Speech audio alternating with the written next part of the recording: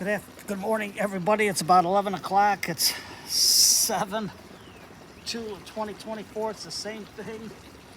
But right now, I got the stone in there. I had to cut it to fit. Would have taken too long on the video. I got a piece of pumice rock. Put it into here. And you can't notice it, but with the camera work, the roots are starting to grow onto the rock, and this is solid into the rock, so it's growing through the rock. So we're going to see what's going to happen. And I got some unmilled sphagnum moss into here. That's dead.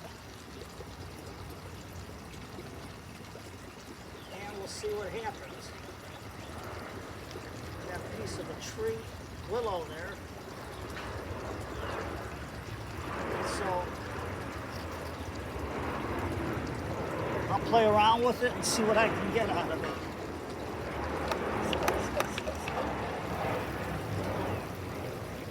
Hope it lasts the winter.